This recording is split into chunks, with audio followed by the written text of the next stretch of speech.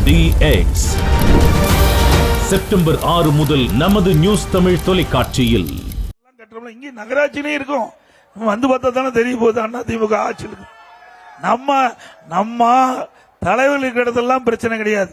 திமுக தலைவர் எங்கெங்க இருக்கிறாங்களோ அங்கெல்லாம் அண்ணா திமுக ஆட்சிக்கு வந்த பிறகு ஆய்வு செஞ்சு தவறு இருந்தா சட்டப்படி நடவடிக்கை எடுக்கப்படும்.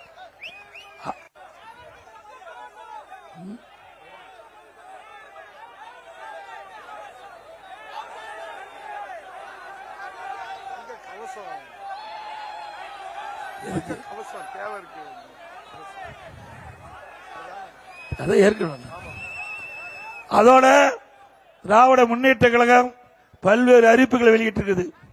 இன்றைக்கு அனைத்து இந்திய அண்ணா திராவிட முன்னேற்ற கழக ஆட்சியில் தான் இன்றைக்கு நம்முடைய கிராமத்திலிருந்து நகர வரை இந்த மருத்துவ முகாம் நடத்தணும். 15 லட்சம் மருத்துவ முகாம் நடத்தணும். அதுல ஏழை மக்களுக்கு தகுந்த சிகிச்சை அளிக்கக்கூடிய சூழ்நிலை உருவாக்கி தந்தோம். கிட்டத்தட்ட 460 நடமாடும் மருத்துவ குழு அமைச்சு எங்கெங்கெல்லாம் பிரச்சனை இருக்குதோ அங்கெல்லாம் நம்முடைய நடமாடு குழு சென்று சிகிச்சை அளிச்சோம். அதே போல 264 ஆரம்ப சுகாதார நிலையம், இதையெல்லாம் புள்ளி ஒருத்தோடு சொல்ல 264 ஆரம்ப சுகாதார நிலையத்தை தமிழ்நாடு முழுவதும் திறந்து அந்தந்த பகுதியில் இருக்கிற கிராம மக்களுக்கு அங்கேயே அற்புதமான சிகிச்சை அளித்தோம். அதோட ஏற்கனவே இருக்கின்ற ஆரம்ப சுகாதார நிலையத்தை தரம் உயர்த்தப்பட்டு மேம்படுத்தப்பட்ட ஆரம்ப சுகாதார நிலையம் 168 திறந்து 30 படுக்கை கொண்ட மருத்துவமனையை கொடுத்து அதில் 5 டாக்டர் நியமிச்சு அந்த பகுதி மக்களுக்கு அற்புதமான சிகிச்சை அளித்த அரசாங்கம் அண்ணா திமுக அரசாங்கம். அம்மா ஊட்டச்சத்து பெட்டகம், அம்மா குழந்தைகள் நல பரிசு பெட்டகம், இப்படி பல திட்டத்தை கொண்டு வந்து ஏழை மக்களுடைய பிரச்சனையை தீர்த்த அரசு அண்ணா திமுக அரசாங்கம்.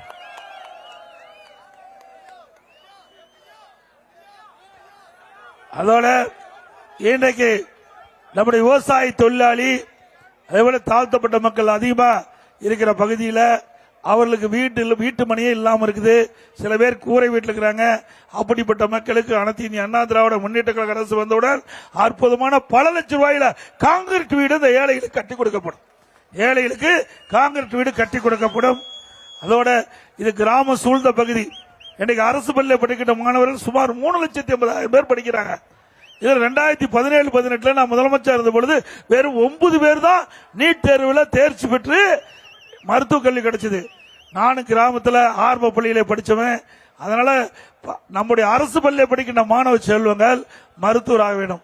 அதற்காக 7.5% உள்ளிடஒதுக்கீடை கொண்டு வந்து சட்டம் இயற்றப்பட்டு அமுல்படுத்தப்பட்டு இன்றைய தினம் அரசு பள்ளியை படித்த மாணவர்கள் 2818 பேர் இன்றைக்கு மருத்துவ கல்வி படிச்சிட்டு இருக்கிறாங்க. இந்த மருத்துவ கல்வி இடம் கிடைச்சி உள்ளொதுக்கீட்டின் மூலமா இவர்கள் ஏழை மாணவர்கள், இவர்களுக்கு மருத்துவ கல்வி கட்டணம் செலுத்த முடியாது. இதனால அரசாங்கமே இந்த மருத்துவ கல்வி கட்டணத்தை செலுத்தும் என்று அறிவித்து ₹1 செலவில்லாம இன்றைக்கு நம்முடைய மாணவ செல்வங்கள் அரசு பள்ளியை படிக்கின்ற ஏழை மாணவர்கள் இன்றைக்கு மருத்துவ கல்வி கொடுத்த அரசாங்கம் அண்ணா திமுக அரசாங்கம்.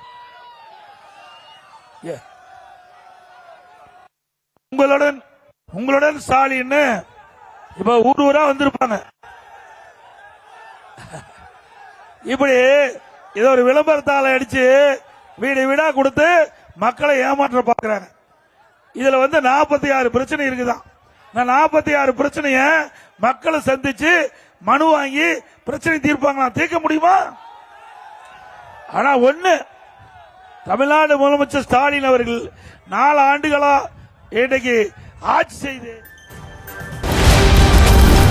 RDX செப்டம்பர் 6 முதல் நமது நியூஸ் தமிழ் தொலைக்காட்சியில்.